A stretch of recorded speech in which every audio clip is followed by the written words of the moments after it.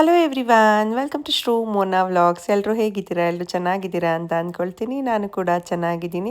ಇವತ್ತೊಂದು ಕಾಂಪಿಟೇಷನ್ಗೆ ಲಿಪಿನ ಕರ್ಕೊಂಡು ಆ್ಯಕ್ಚುಲಿ ಹೋಗ್ತಿದ್ದೀನಿ. ಲಿಪಿ ಆಲ್ಮೋಸ್ಟ್ 11 o'clock ತನಕ ಪ್ರಾಕ್ಟೀಸ್ ಮಾಡಿಬಿಟ್ಟು ಒಂದು ಡ್ರಾಯಿಂಗ್ ಕಾಂಪಿಟೇಷನ್ ಇದೆ ಮಹಾರಾಜ ಪಾರ್ಕಲ್ಲಿ.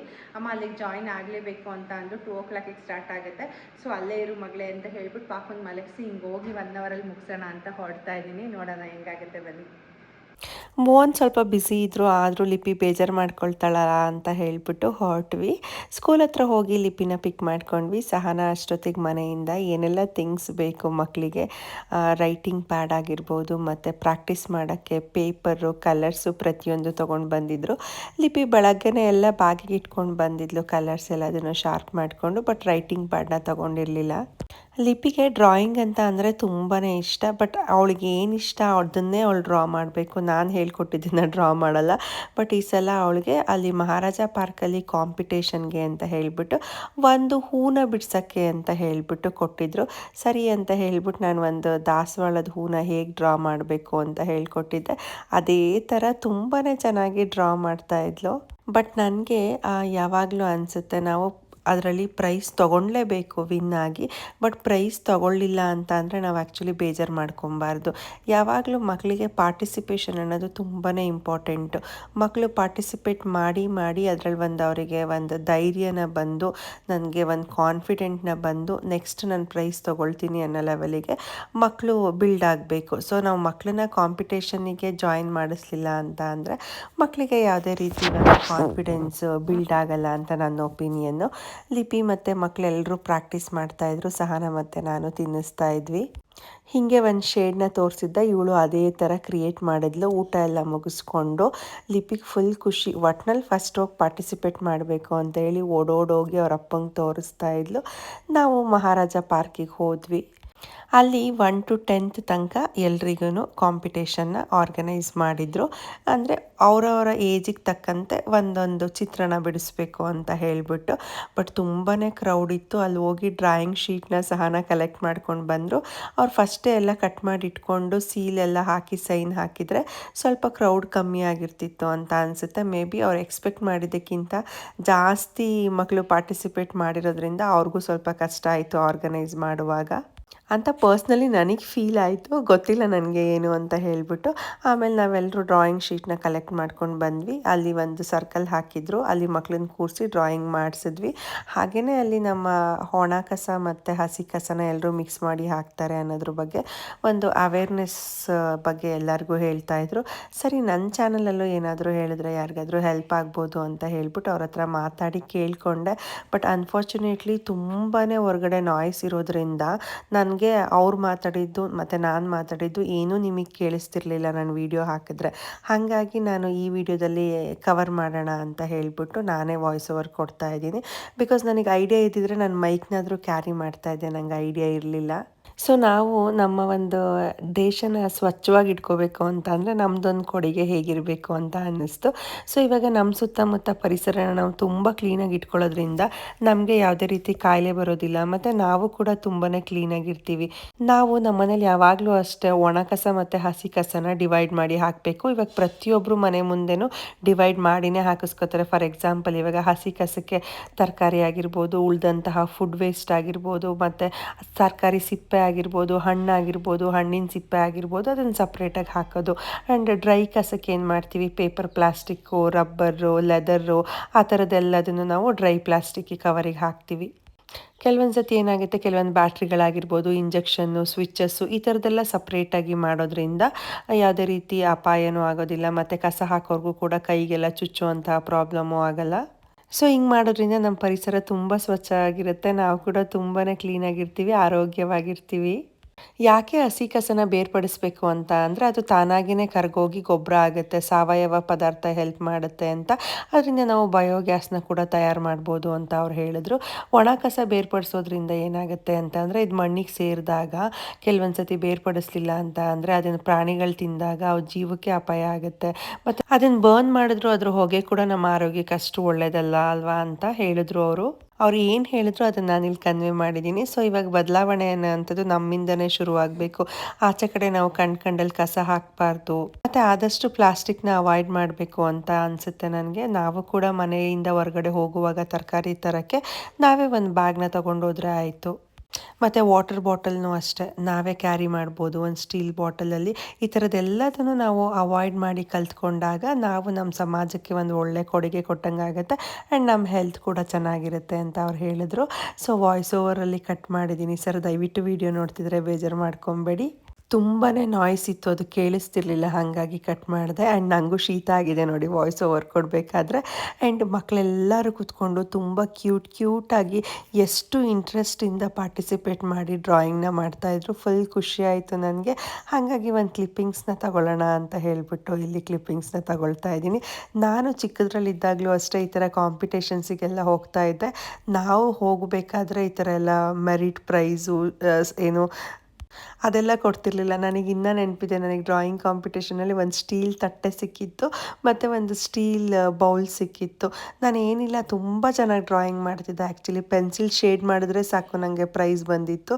ಅದೆಲ್ಲ ನನ್ನ ಫ್ರೆಂಡ್ಸ್ ಇವಾಗಲೂ ನೆನಪಿಸ್ಕೋತಾರೆ. ಅದನ್ನೇ ಹೇಳ್ತಾ ಇದ್ದೆ ಲಿಪಿಗೆ, ಮಗಳೇ ನಾನು ಇದೇ ಥರ ಒಂದು ಕಾಂಪಿಟೇಷನಿಗೆ ಬಂದಿದ್ದೆ, ನನಗೂ ಕೂಡ ಪ್ರೈಸ್ ಸಿಕ್ಕಿತ್ತು ಅಂತ ಹೇಳಿಬಿಟ್ಟು.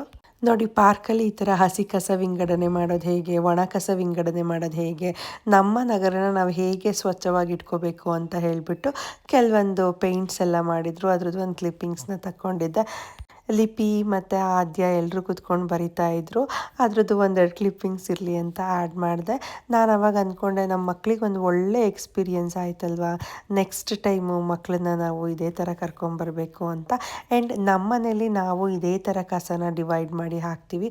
ಹಸಿ ಕಸನ ಸಪ್ರೇಟಾಗಿ ಒಂದು ಬಕೆಟಿಗೆ, ಏನಾದರೂ ಪ್ಲಾಸ್ಟಿಕ್ ಇದ್ದರೆ ಆ ಪ್ಲಾಸ್ಟಿಕ್ಗಳನ್ನೂ ಸಪ್ರೇಟಾಗಿ ಹಾಕ್ತೀನಿ. ಯಾಕೆ ಅಂತ ಅಂದರೆ ಅವ್ರು ಅದನ್ನು ಪುನಃ ಕರಗಿಸಿ ಅದರಿಂದ ಏನಾದರೂ ಮಾಡ್ತಾರೆ ಅಂತ ಹೇಳಿಬಿಟ್ಟು ಎಲ್ಲದನ್ನೂ ಡಿವೈಡ್ ಮಾಡಿ ಈ ಥರ ಅಮ್ಮ ಬೆಳಗ್ಗೆ ಎದ್ದು ಹಾಕ್ತಾರೆ. ಇವಾಗ ನಾನು ಮಲಗಿರ್ತೀನಿ ಅಲ್ವಾ, ಹಾಗಾಗಿ ಬೆಳಗ್ಗೆ ಬೇಗ ಕಸ ಬಂದಾಗ ಈ ಥರ ನಮ್ಮ ಮನೇಲಿ ಹಾಕ್ತೀವಿ. ಸೊ ಆಲ್ಮೋಸ್ಟ್ ಇವಾಗ ಎಲ್ಲರೂ ಸಿಟಿಗಳಲ್ಲಾಗಿರ್ಬೋದು ಹಳ್ಳಿಗಳಲ್ಲಾಗಿರ್ಬೋದು ಇದೇ ಥರ ಮಾಡ್ತಿದ್ದಾರೆ ಅಂತ ಅಂದ್ಕೊಂಡಿದ್ದೀನಿ.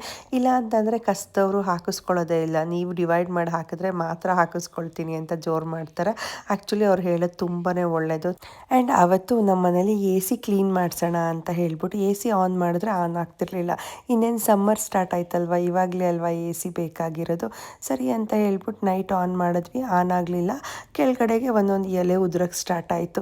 ಏನಪ್ಪ ಇದು ಹಿಂಗೆ ಎಲೆ ಉದುರುತ್ತಿದೆ ಅಂತ ಹೇಳ್ಬಿಟ್ಟು ಬೆಳಗ್ಗೆ ಎ ಸಿ ಅವ್ರನ್ನ ಕರೆಸಿದ್ರೆ ಈ ಥರ ಒಂದು ಚಿಕ್ಕ ಹುಳ ಬಂದ್ಬಿಟ್ಟು ಎ ಸಿ ಒಳಗಡೆ ನೋಡಿ ಈ ಥರ ಒಂದು ಎಲೆನ ತಗೊಂಡು ಬಂದ್ಬಿಟ್ಟು ಗೂಡು ಥರ ಕಟ್ಟಿದೆ. ನಮಗೆ ಶಾಕು. ಮೋಹನ್ ಹೇಳ್ತಾ ಇದ್ದಾರೆ, ಇಲ್ಲ ಇದು ನೀವು ಎ ಸಿ ಹಾಕುವಾಗಲೇ ಗೋಡನಲ್ಲಿ ಈ ಥರ ಬಂದಿರ್ಬೋದು ಸರ್, ನಮ್ಮ ಮನೇಲಲ್ಲ ಅಂತ. ನಾನಿಲ್ಲ, ಇದು ನಮ್ಮ ಮನೇಲೆ ಯಾವುದೋ ಪೈಪಿಂದ ಹುಳ ಬಂದು ಈ ಥರ ಕಟ್ಟಿದೆ ಅಂತ ಹೇಳ್ಬಿಟ್ಟು ಫುಲ್ ಶಾಕು. ಒಳ್ಳೆ ಮನುಷ್ಯರೂ ಜೋಡಿಸಲ್ಲ, ಅಷ್ಟು ಚೆನ್ನಾಗಿ ಎ ಸಿ ಒಳಗಡೆ ಕಟ್ಟಿತ್ತು ನೋಡಿ. ಆವಾಗ ಕ್ಲೀನ್ ಮಾಡಿಸ್ಕೊತಾನೆ ಇರಬೇಕು, ಎಲ್ಲದನ್ನು ಆನ್ ಮಾಡ್ತಾನೆ ಇರಬೇಕು. ಯಾವುದೇ ಒಂದು ಎಲೆಕ್ಟ್ರಾನಿಕ್ ಐಟಮ್ಸ್ನ ಆನ್ ಮಾಡದೆ ಈ ಥರ ಬಿಟ್ಟರೆ ಹೀಗೆ ಆಗುತ್ತೆ. ನಾವು ಆಲ್ಮೋಸ್ಟ್ ಸಮ್ಮರಲ್ಲಿ ಆನ್ ಮಾಡಿದ್ದು, ಮತ್ತು ಇವಾಗ ಸಮ್ಮರ್ ಬಂದಾಗ ನೆನಪಾಗಿ ಆನ್ ಮಾಡ್ತಾ ಇದ್ದೀವಿ. ಸೊ ನಿಮ್ಮನೇಲೂ ಏನಾದರೂ ಇದೇ ಥರ ಏನಾದರೂ ಆನ್ ಮಾಡಿಲ್ಲ, ಯಾವುದಾದ್ರೂ ಥಿಂಗ್ಸ್ಗಳನ್ನ ಯೂಸ್ ಮಾಡಿಲ್ಲ ಅಂತ ಅಂದರೆ ದಯವಿಟ್ಟು ಚೆಕ್ ಮಾಡಿ. ನಿಮ್ಮನೇಲೂ ಕೂಡ ಇದೇ ಥರ ಪರಿಸ್ಥಿತಿ ಆಗಿರ್ಬೋದು ಅಂತ ನಾನು ಅಂದ್ಕೊಳ್ತೀನಿ. ಬಿಕಾಸ್ ನಾವು ಯಾವುದೇ ಒಂದು ವಸ್ತುನ ಇಟ್ಟಿರ್ತೀವಲ್ವ, ಅದೆಲ್ಲದೂ ಏನಾದರೂ ಒಂದು ಪ್ರಾಬ್ಲಮ್ ಆಗಿರುತ್ತೆ ಯೂಸ್ ಮಾಡದೇ ಇರೋದು. ಕೊನೆಗೆ ಈ ಥರ ಇತ್ತು. ಅದಕ್ಕೆ ನಿಮಗೂ ಏನಾದರೂ ಹೆಲ್ಪ್ ಆಗ್ಬೋದು ಅಂತ ಹೇಳ್ಬಿಟ್ಟು ಒಂದು ವಿಡಿಯೋ ಕ್ಲಿಪ್ಪಿಂಗ್ನ ತೊಗೊಂಡೆ. ಮತ್ತು ಎಷ್ಟು ಪೇಷನ್ಸಿಂದ ಎಷ್ಟು ಹುಳ ಕಟ್ಟಿದ್ವು ಅಂತ ನಿಜವಾಗ್ಲೂ ಗೊತ್ತಿಲ್ಲ. ಬಟ್ ಹುಳಗಳು ಒಂದೂ ಇರಲಿಲ್ಲ ಅದರೊಳಗಡೆ, ಬರೀ ಈ ಥರ ಎಲ್ಲ ಎಲೆ ಕಟ್ಟಿತ್ತು ಅಷ್ಟೇ. ಆ್ಯಂಡ್ ನೆಕ್ಸ್ಟ್ ಒಂದು ರೆಸಿಪಿ ತೋರಿಸ್ತೀನಿ. ಆ್ಯಕ್ಚುಲಿ ರೀಸೆಂಟಾಗಿ ತುಂಬಾ ವೈರಲ್ ಆಗಿತ್ತಲ್ಲ ಈ ಬಿಸ್ಕಾಫ್ದು ಚೀಸ್ ಕೇಕು. ಇದನ್ನ ಮಾಡೋಣ ಅಂತ ತುಂಬ ದಿನದಿಂದ ಅಂದ್ಕೊಂಡಿದ್ದೆ, ಮಾಡೋಕ್ಕೆ ಆಗಿರಲಿಲ್ಲ. ಇವತ್ತು ಟ್ರೈ ಮಾಡೋಣ ಅಂತ ಹೇಳ್ಬಿಟ್ಟು ಮಾಡ್ತಿದ್ದೀನಿ, ನೋಡೋಣ ಹೆಂಗೆ ಬರುತ್ತೆ ಅಂತ ಹೇಳ್ಬಿಟ್ಟು. ಫಸ್ಟು ಬಟರ್ನ ಮೆಲ್ಟ್ ಮಾಡ್ಕೊಳ್ತಾ ಇದ್ದೀನಿ. ಬಿಸ್ಕಾಫ್ ಬಿಸ್ಕೆಟ್ ಇರುತ್ತಲ್ವಾ, ಇದನ್ನು ಫಸ್ಟ್ ನೀಟಾಗಿ ಪುಡಿ ಮಾಡ್ಕೊಳ್ತಾ ಇದ್ದೀನಿ.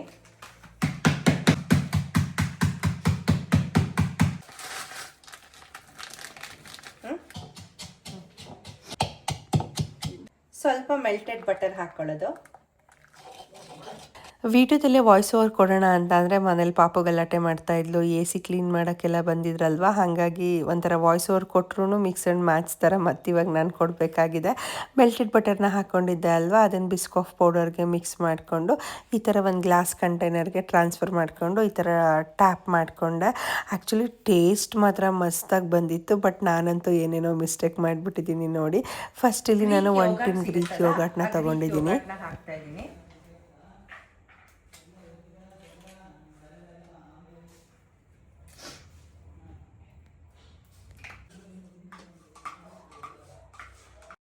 ಒಂದು ಬೌಲಿಗೆ ಗ್ರೀಕ್ ಯೋಗರ್ಟ್ನ ಹಾಕ್ಕೊಂಡು ಅದನ್ನು ಸ್ವಲ್ಪ ಈ ಥರ ವಿಸ್ಕ್ ಮಾಡ್ಕೊಳ್ತೀವಲ್ವ, ಆ ಥರ ವಿಸ್ಕ್ ಮಾಡ್ಕೊಳ್ತಿದ್ದೀನಿ. ಮಿಲ್ಕ್ ಮೇಡ್ ಹಾಕೊಳ್ತಾ ಇದ್ದೀನಿ. ಕೆಲವರು ಇದಕ್ಕೆ ಮಿಲ್ಕ್ ಮೇಡ್ ಹಾಕಲ್ಲ, ಬರೀ ಗ್ರೀಕ್ ಯೋಗರ್ಟ್ ಮಾತ್ರ ಯೂಸ್ ಮಾಡ್ತಾರೆ.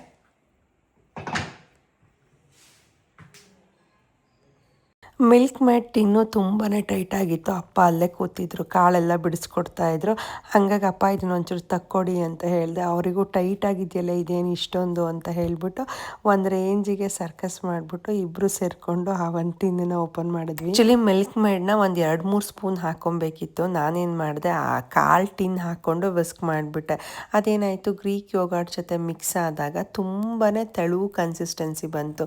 ತೆಳು ಕನ್ಸಿಸ್ಟೆನ್ಸಿ ಬಂದಾಗ ಏನಾಗುತ್ತೆ, ಆ ಒಂದು ಚೀಸ್ ಥರ ಏನು ಅದು ಬರೋದೇ ಇಲ್ಲ, ಗಟ್ಟಿಯಾಗಿ ಬರೋದೇ ಇಲ್ಲ. ಹಾಗಾಗಿ ಏನಾಯಿತು, ಫುಲ್ ಕಂಪ್ಲೀಟಾಗಿ ತೆಳುವಾಗಿತ್ತು. ಆಲ್ಮೋಸ್ಟ್ ನಾನು ಅದನ್ನು ಒಂದು 2-3 ಅವರ್ಸ್ ಇಟ್ಟಿದ್ದೆ.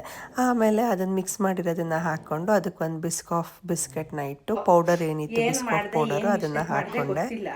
ಅದು ತುಂಬಾನೇ ಲಿಕ್ವಿಡ್ ಥರ ಬಂತು, ಫ್ಲಾಪ್ ಆಗಿ. ಜಾಸ್ತಿ ಮಿಲ್ಕ್ ಮೇಡ್ ಹಾಕಿದ್ರಿ ಅನ್ಸುತ್ತೆ. ಏನೋ ಗೊತ್ತಿಲ್ಲ ಚಿನ್ನು, ನೆಕ್ಸ್ಟ್ ಟೈಮ್ ಕರೆಕ್ಟಾಗಿ ಟ್ರೈ ಮಾಡಬೇಕು. ಹಿಂಗಿದೆ ಟೇಸ್ಟ್, ಹೆಂಗಿದೆ ನನ್ನ ಮಗಳು ಹೇಳ್ತಾಳೆ. ಅದೇ ಮಿಲ್ಕ್ ಮೇಡ್ ಜಾಸ್ತಿ ಆಗಿದೆ.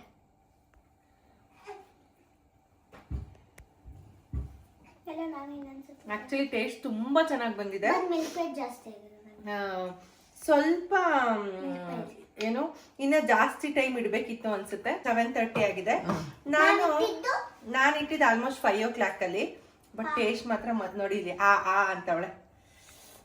ಬಿಸ್ಕಾಫ್ದು ಫೇಲ್ಯೂರ್ ರೆಸಿಪಿ ಹೀಗಿತ್ತು. ಮೇ ಬಿ ಏನೋ ಮಿಸ್ಟೇಕ್ ಮಾಡಿದ್ದೀನಿ ಅನಿಸುತ್ತೆ. ನೆಕ್ಸ್ಟ್ ಟೈಮ್ ಕರೆಕ್ಟಾಗಿ ಮಾಡ್ತೀನಿ. ಆ್ಯಂಡ್ ನೆಕ್ಸ್ಟ್ ಡೇ ನಾನು, ಅಮ್ಮ, ಪಾಪು ಎಲ್ಲ ಯಮುನಾ ಆಂಟಿ ಮನೆಗೆ ಹೋದ್ವಿ. ಆಂಟಿ ಊರಲ್ಲಿ ಇರಲಿಲ್ಲ, ಊರಿಂದ ಬಂದಿದ್ರು ಅಂತ ಹೇಳಿ ತುಂಬ ದಿನ ಆಗಿತ್ತು. ಒನ್ ಡೇ ಟೈಮ್ ಸ್ಪೆಂಡ್ ಮಾಡಿ ಬರೋಣ ಅಂತ ಹೋದ್ವಿ. ಪಾಪುಗೆ ತೊಟ್ಲಲ್ಲಿ ಮಲಗಿಸೋ ಅಭ್ಯಾಸ ಅಲ್ವಾ, ಹಾಗಾಗಿ ಆಂಟಿ ಅವ್ರ ಮನೆ ಬೆಡ್ಡಲ್ಲಿ ಜೋಲಿನ ಕಟ್ಟಿದ್ರು ಸೀರೆಲಿ. ಅವಳು ಆರಾಮಾಗಿ ಜೋಲಿಲಿ ನಿದ್ದೆ ಮಾಡ್ತಾಯಿದ್ಲು. ಅಮ್ಮ ನೀನು ಕೂತಿರು ಅಂತ ಹೇಳಿಬಿಟ್ಟು ನಾನು ಲಿಪಿನ ಸ್ಕೂಲಿಂದ ಕರ್ಕೊಂಡು ಆಂಟಿ ಮನೆಗೆ ವಾಪಸ್ ಬಂದೆ. ಅವಳಿಗೂ ಅಲ್ಲಿರೋದು ಅಂದರೆ ತುಂಬಾ ಇಷ್ಟ ಆಂಟಿ ಮನೇಲಿ. ಹಾಗಾಗಿ ಎಲ್ಲರ ಜೊತೆನೂ ಅವಳು ಆಟ ಆಡ್ತಾಳೆ ಅಂತ ಹೇಳಿಬಿಟ್ಟು ನಾನು ಮತ್ತು ಸಹನಾ ಹೊರಟ್ವಿ.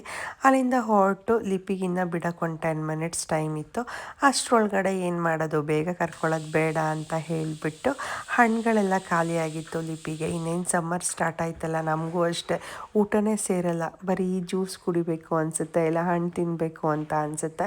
ಮತ್ತು ಬಾಡಿ ಅಂತೂ ತುಂಬಾ ಡಿಹೈಡ್ರೇಟ್ ಆಗುತ್ತೆ. ಹಾಗಾಗಿ ಸ್ವಲ್ಪ ಹೈಡ್ರೇಟೆಡಾಗಿ ಇಟ್ಕೊಳ್ಳೋದು ತುಂಬಾ ಇಂಪಾರ್ಟೆಂಟು. ಆ್ಯಂಡ್ ಎಕ್ಸ್ಪೆಷಲಿ ನಾನಂತೂ ಫೀಡಿಂಗ್ ಮದರ್ ಆಗಿರೋದ್ರಿಂದ ಬಾಡಿ ಯಾವಾಗಲೂ ಹೈಡ್ರೇಟೆಡಾಗೇ ಇರಬೇಕು ಅಂತ ಫೀಲ್ ಆಗುತ್ತೆ. ಇಲ್ಲ ಅಂತ ಅಂದರೆ ಪಾಪಕ್ಕೆ ಫೀಡ್ ಮಾಡ್ತೀನಲ್ವ, ಒಂಥರ ಸುಸ್ತಾಗೋದು, ನನ್ನ ಬಾಡಿಯಲ್ಲಿ ವಾಟರ್ದು ಕಂಟೆಂಟೇ ಇಲ್ವೇನೋ ಅನ್ನೋ ಥರ ಫೀಲ್ ಆಗ್ತಾ ಇರುತ್ತೆ. ಸೊ ನೀವು ಅಷ್ಟೇ ಈ ಸಮ್ಮರಲ್ಲಿ ತುಂಬ ಚೆನ್ನಾಗಿ ನೀರು ಕುಡೀರಿ, ಜ್ಯೂಸ್ ಕುಡೀರಿ ಅಂತ ಹೇಳ್ತೀನಿ.